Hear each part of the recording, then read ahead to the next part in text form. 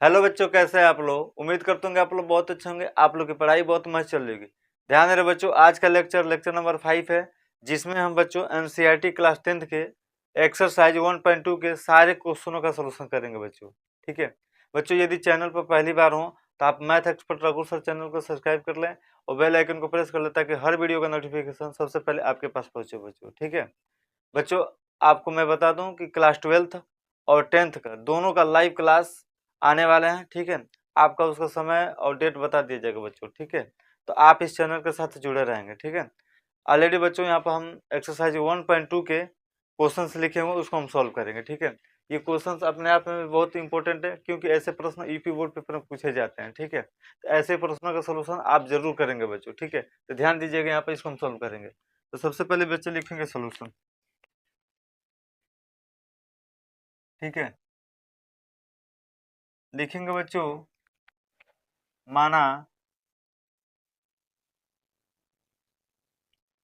√5 एक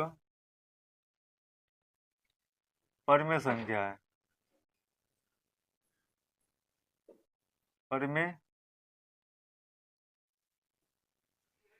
संख्या है। ठीक है, तो √5 बराबर P/Q। परमेय संख्या क्यों माना बच्चों? क्योंकि ये रहेगा अपरमेय संख्या, लेकिन इसके विपरीत हम मानेंगे क्या है, परमेय संख्या। ठीक है, तो √5 को हमने P/Q के रूप में लिख लिया बच्चों। अब यहाँ पे लिखेंगे जहां जहां Q≠0, यानी हर कभी जीरो नहीं होना चाहिए। यदि हर जीरो हो जाएगा तो ये अपरमेय संख्या हो जाएगा। ठीक है, इसलिए हर कभी जीरो नहीं होना चाहिए। P और Q, P व Q दो सह अभाज्य सभाज्य संख्या है। सभाज्य संख्या है। इसको हम ब्रैकेट में कर लिए बच्चों। अब इसको हम क्या करेंगे, देखिएगा, √5 P/Q, इसको हम दोनों पक्षों को वर्ग कर देंगे बच्चों। लिखेंगे दोनों पक्षों का वर्ग करने पर। ठीक है बच्चों, जब इसका वर्ग करेंगे बच्चों तो ये हो जाएगा √5 का स्क्वायर P/Q का होल स्क्वायर। बच्चों आपको पता है कि स्क्वायर से रूट क्या होता है, कैंसिल होता है। स्क्वायर से रूट क्या हो जाएगा, कैंसिल हो जाएगा, बच जाएगा 5। ये पावर दोनों पे जाएंगे, P पे भी और Q पे भी। तो P के स्क्वायर बटे Q के स्क्वायर, इसका हम गुणा इधर कर देंगे बच्चों। 5Q का स्क्वायर बराबर P का स्क्वायर। ये हो जाएगा बच्चों Q के स्क्वायर बराबर P के स्क्वायर बटे ये 5 इधर है तो भाग हो जाएगा। इसको हम बच्चों मान लेंगे समीकरण नंबर 1। ठीक है, लिखेंगे जहां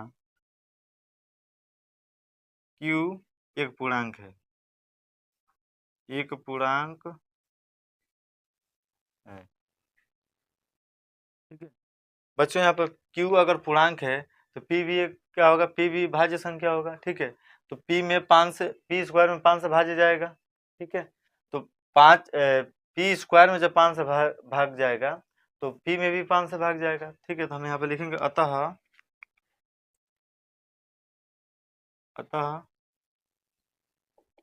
P स्क्वायर 5 से भाज्य है। P स्क्वायर 5 से भाज्य है तो P भी 5 से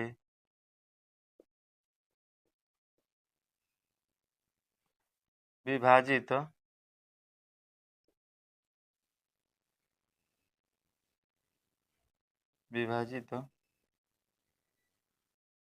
होगा।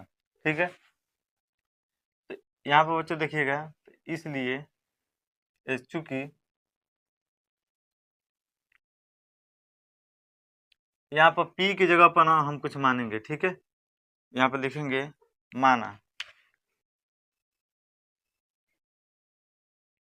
P बराबर 5m1, इसको हम बच्चों मान लेंगे समीकरण नंबर 2। ठीक है, देखो बच्चों, अगर यहाँ पर हर में जो रहेगा उसी के हिसाब से मानेंगे। अगर 5 है तो 5m1 मानेंगे, अगर 3 होगा तो 3m1 मानेंगे, 2 होगा तो 2m1 मानेंगे। ठीक है, इस मान को हम समीकरण 1 में रखेंगे, तो लिखेंगे समीकरण 1 में रखने।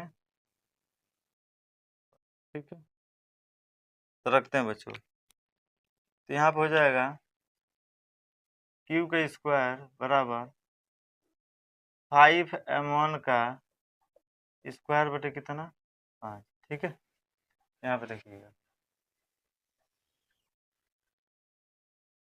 क्यू स्क्वायर बराबर बच्चों, ये 5 का स्क्वायर कितना हो जाएगा 25, 25m1 का स्क्वायर बटे कितना 5, काटे 50 25, स्क्वायर को इधर कर लेंगे और क्यू स्क्वायर इधर रहेगा, तो m1 का स्क्वायर बराबर क्यू के स्क्वायर बटे कितना 5। बच्चों यहाँ पर हम लिखेंगे m1 एक पूर्णांक है, m1 क्या है पूर्णांक। ठीक है बच्चों, हम एक चीज छोड़े, इंप्लाई तो जरूर लेंगे। ठीक है ना,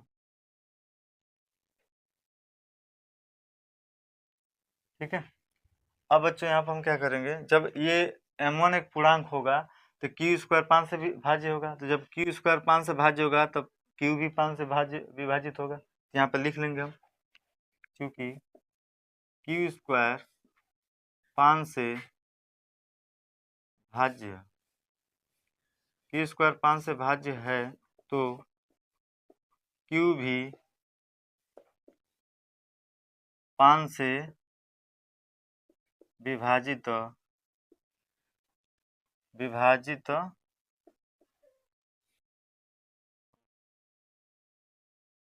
ठीक है बच्चों, तो अब यहाँ पे हो जाएगा क्या देखिएगा, तो हम लिख सकते हैं, तब यहाँ पे भी बच्चों क्यू इक्वल टू हम कुछ मान लेंगे, तो लिखेंगे माना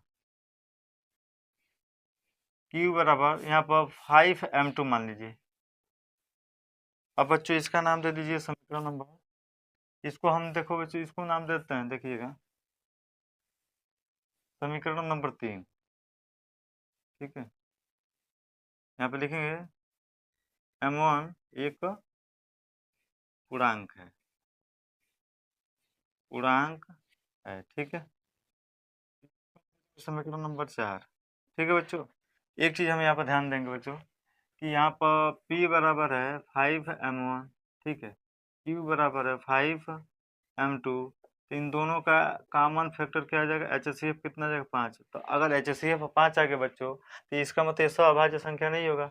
जब ये सअभाज्य संख्या नहीं होगा बच्चों तो यह अपरिमेय संख्या हो जाएगा, क्योंकि ये इस यहाँ पर तो √5 को हमने परिमेय संख्या मान लिया है, और यहाँ पर देख रहे हैं कि ये सअभाज्य संख्या आ रहा है, तो परिमेय संख्या सअभाज्य संख्या होंगी। तो जब सअभाज्य संख्या थी तो सअभाज्य नहीं है। ठीक है, तो इस समीकरण 2 और 4 से इस तथ्य का क्या हो रहा है, विरोधाभास प्राप्त हो रहा है, तो इसलिए क्या है √5 एक अपरिमेय संख्या। तो यहीं पर हम थ्योरी लिखेंगे, जरूर लिखना है बच्चों, आपको लिखना है कि समीकरण 2 व समीकरण 4 से यह स्पष्ट, समीकरण 2 4 से यह स्पष्ट है कि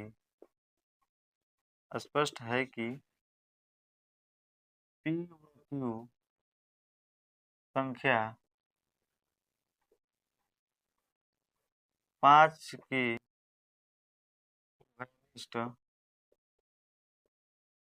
उभयनिष्ठ गुणनखंड है, गुणनखंड। ठीक है बच्चों, तो जब 5 P और Q के 5 के उभयनिष्ठ गुणनखंड है तो हम कह सकते हैं कि अतः P व Q एक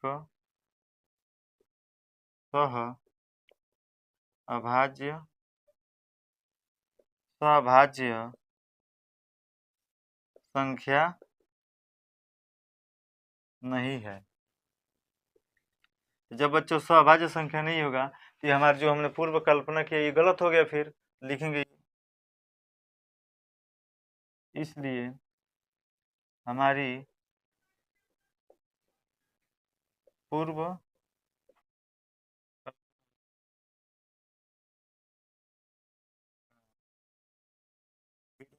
प्राप्त होता है,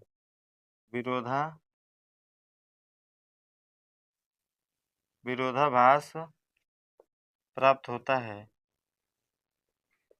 होता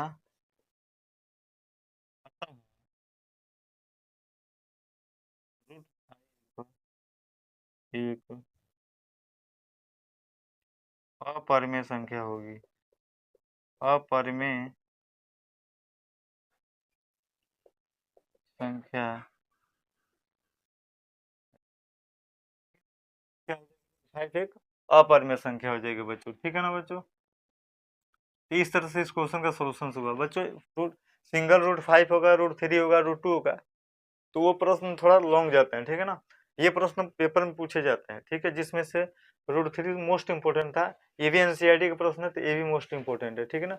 रूट 3 पहले याद रखिएगा, 3 क्वेश्चन, रूट 2, रूट 3 और रूट 5, ये तीनों में से कोई ना क्वेश्चन आएंगे पेपर में, ठीक है ना।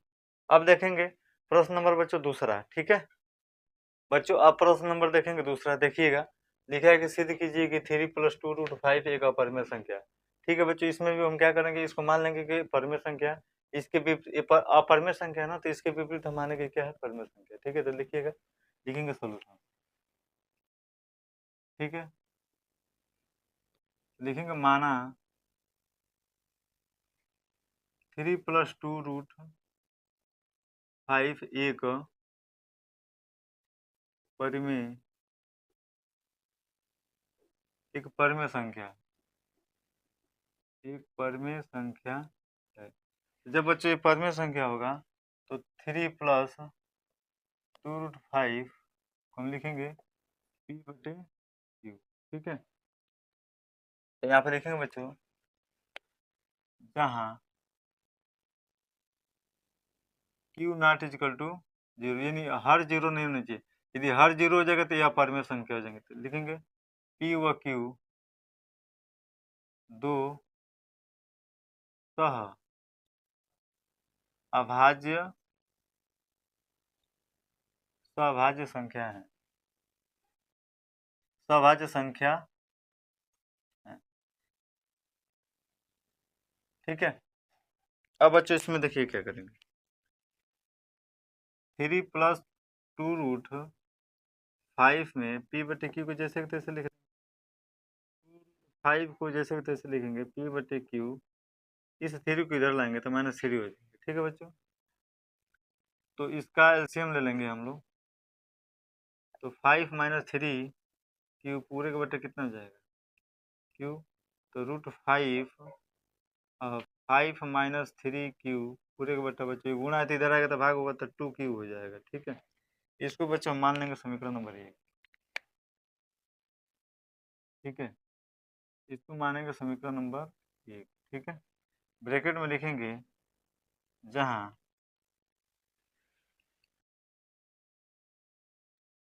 जहाँ P व Q और दो एक पूर्णांक है, एक पूर्णांक, ठीक है। अब देखिए बच्चों, अब हम कह सकते हैं बच्चों कि समीकरण 1 से इस तथ्य का क्या विरोधाभास प्राप्त होता है, कैसे, क्योंकि ये √5 एक अपरिमेय संख्या है, जबकि ये परिमेय संख्या है, तो परिमेय संख्या अपरिमेय संख्या के बराबर कभी नहीं हो सकती है, ठीक है। तो हम यहाँ पे लिखेंगे, पहले लिखेंगे बच्चों, क्योंकि √5 एक अपरिमेय संख्या है, अपरिमेय संख्या है, जबकि जबकि P - 3Q बटे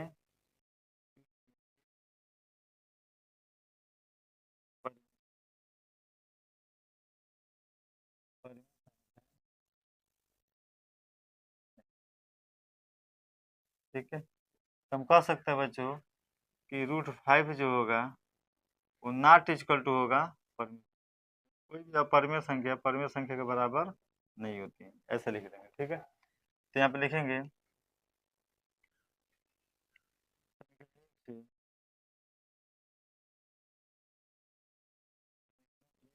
इस तथ्य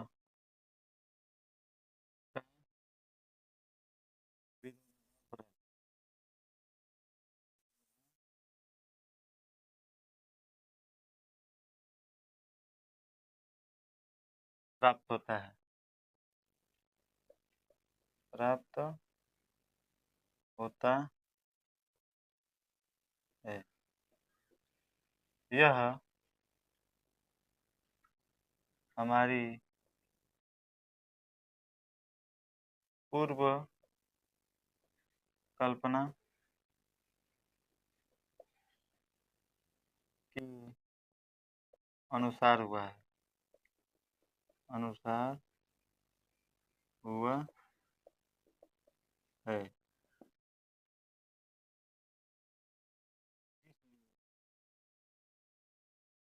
इसलिए 3+2√5 एक अपरिमेय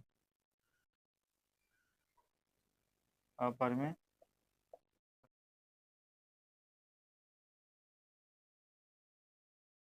ठीक है बच्चों, इस तरह से प्रश्न नंबर दूसरा सॉल्यूशन होता है। ठीक है ना, अब बच्चों देखेंगे हम प्रश्न नंबर तीसरा। ठीक है, उसके बाद से एक्सरसाइज का जो पूर्ण उसका खत्म हो जाएगा बच्चों, उसके बाद से हम अनसॉल्व का लाइव लेके आने वाले हैं। ठीक है, तो उसका आप इंतजार करिएगा। ठीक है, टाइम आपको बता दिया जाएगा, क्लास 12th के भी लाइव आएंगे क्वेश्चन लेके। ठीक है ना, और 10th के भी। ठीक है, अब बच्चों देखेंगे प्रश्न नंबर तीसरा, देखिएगा।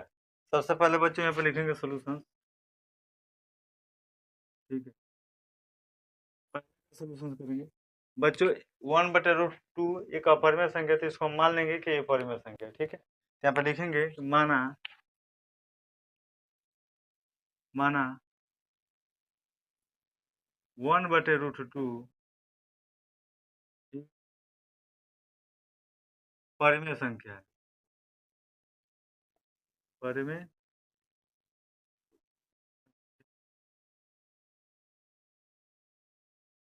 ठीक है, 1/2 को P/Q के रूप में लिख सकते हैं इसको। यहाँ पर लिखेंगे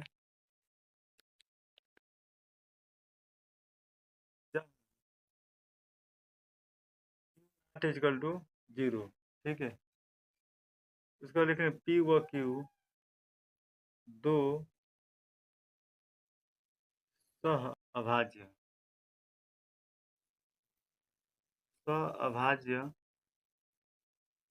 संख्या है।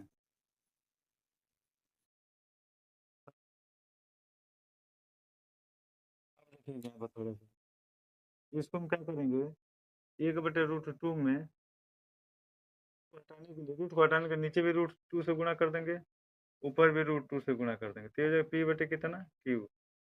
तो ये हो जाएगा बच्चों √2/2, तो √2 बराबर हो जाएगा 2P/, कितना Q। ठीक है, इसको मानेंगे बच्चों ये समीकरण नंबर 1।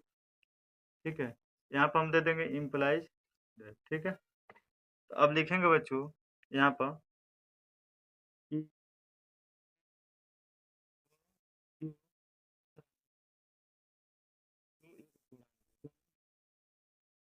एक पूर्णांक है।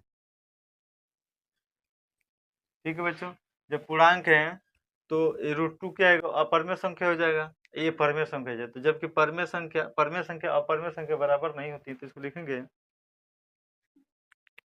बच्चों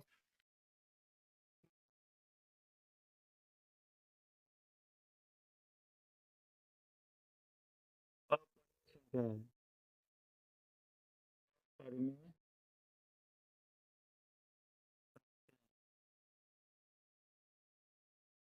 है। जबकि जबकि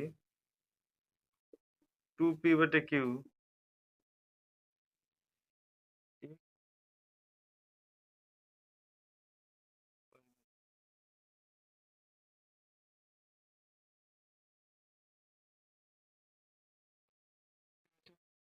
सकते हैं बच्चों √2 जो होगा नॉट इक्वल टू होगा 2p/q के। ठीक है, अब लिखेंगे यहाँ पर कि समीकरण 1 से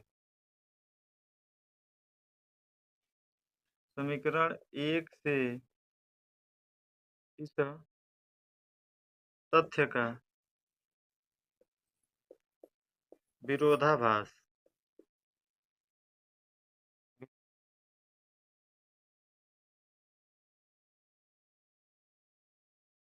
प्राप्त होता है।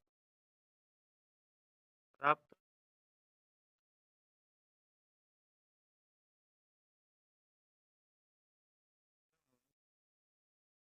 हमारी पूर्व कल्पना से हुआ।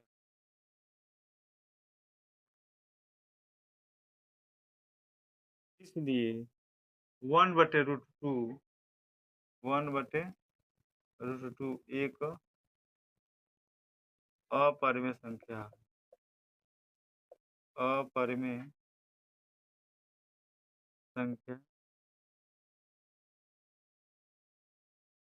ठीक है बच्चों, इस तरह से पहले प्रश्न का सलूशन हुआ बच्चों। अब देखेंगे प्रश्न नंबर दूसरा। बच्चों कहीं अगर हिंदी लिखने में गलत हो जाता है ना, तो उसको आप सुधार कर लीजिएगा। ठीक है, क्योंकि यहाँ से ना लिखते समय फ्रंट पे जैसे आप हम साइड एंगल से देखते हैं ना, तो थोड़ा सा दिक्कत होता है। ठीक है, तो कहीं भी थोड़ा सा हिंदी में कोई प्रॉब्लम हो जाए तो आप उसको मैनेज कर लीजिएगा। ठीक है, देखिएगा अब देखेंगे प्रश्न नंबर इसका दूसरा। ठीक है, इसको मिटा देते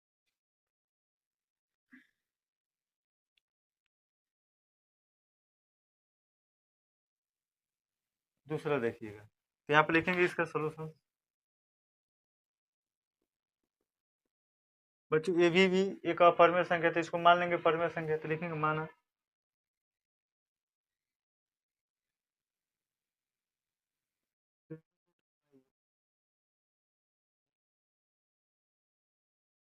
परिमेय संख्या है। ठीक है, तो 7√5 को हम p/q के रूप में मानेंगे।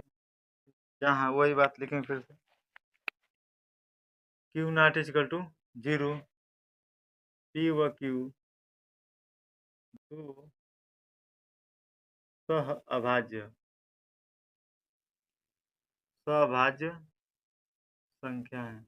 आपको मैंने बताया था कि सहभाजक किसका क्या होता है, जब p और q का HCF कितना आ जाए, तो यानी अंश और हर का HCF 1 आ जाए, तो क्या कहलाता है, सहभाज्य संख्या कहलाता है। ठीक है, अब बच्चों इसमें हम क्या करेंगे, देखिएगा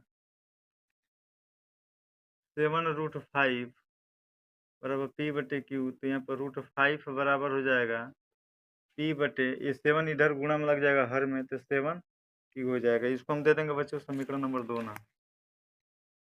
ठीक है, ऐसे प्रश्न जो होते हैं बहुत आसान होता है। ठीक है, तो यहाँ पर हम लिखेंगे बच्चों p व q तथा 7 एक पूर्णांक है। क्या है, एक पूर्णांक है। ठीक है बच्चों, जब पूर्णांक होंगे तो यहाँ पर देखिएगा √5 एक अपरिमेय संख्या है, अब p/7 क्या है, एक परिमेय संख्या है।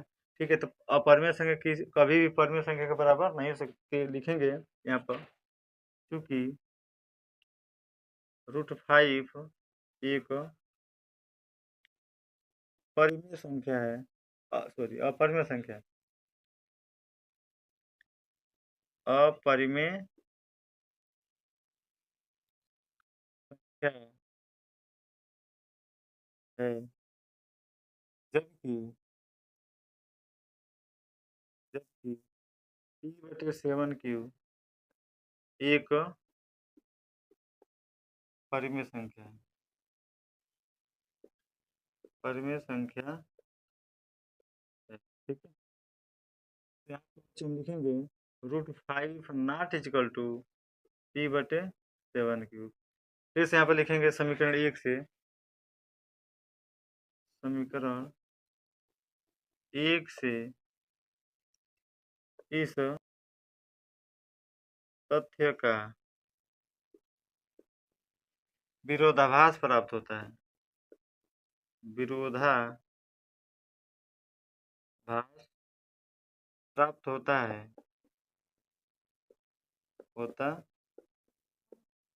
है। यह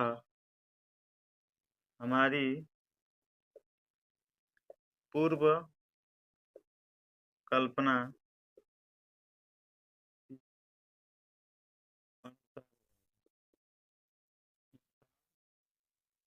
हुआ।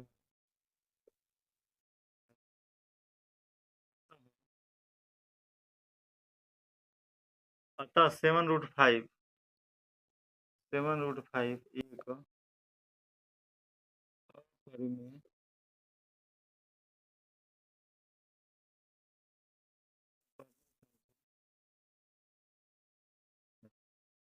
ठीक है बच्चों। तो इस तरह से प्रश्न नंबर दूसरा सॉल्यूशन हुआ। अब देखेंगे बच्चों प्रश्न नंबर तीसरा, ठीक है ना।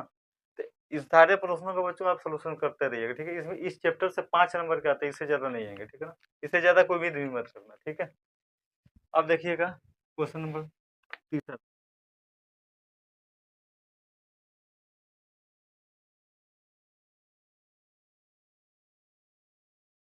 तीसरा का बच्चों हम सॉल्यूशन लिखेंगे हम सॉल्यूशन।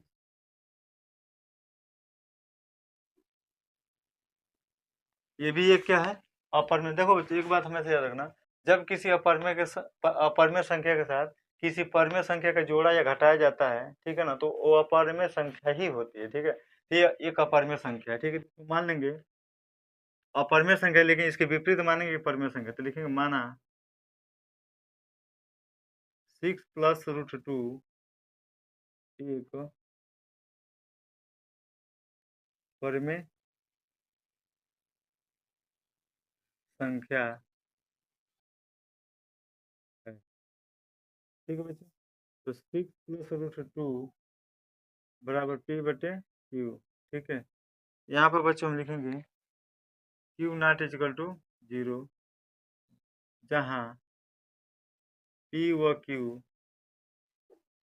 दो सह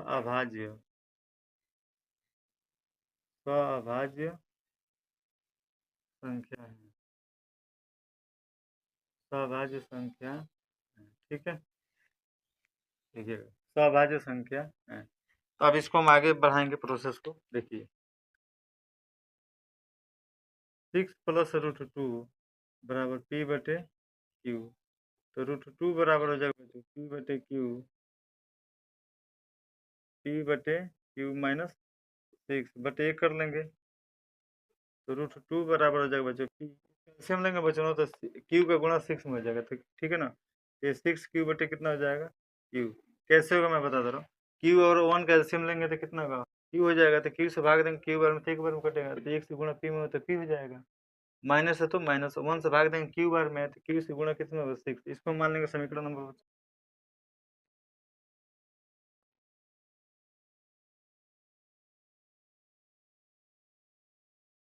यहाँ पर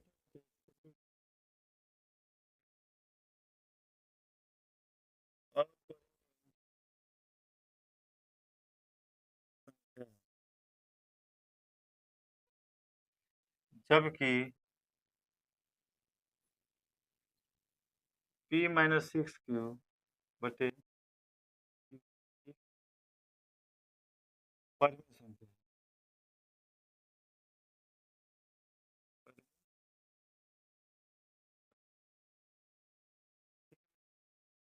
अपरिमेय संख्या कभी परिमेय संख्या के बराबर नहीं होती, यहाँ पे लिखेंगे √2 नॉट इक्वल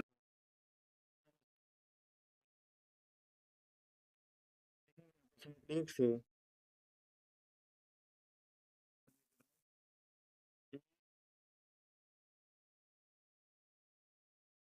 तथ्य का विरोध प्राप्त होता है, विरोधा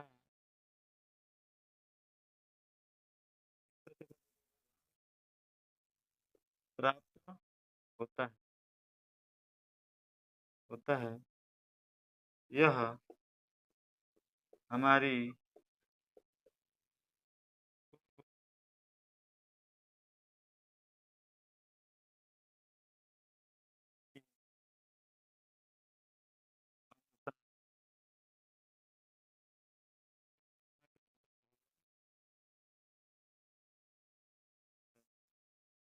खत्म।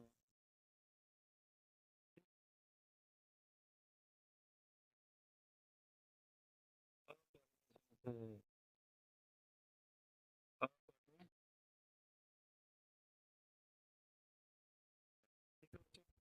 इस तरह से बच्चों प्रश्नावली 1.2 पूर्ण रूप से क्या हुआ, खत्म हुआ।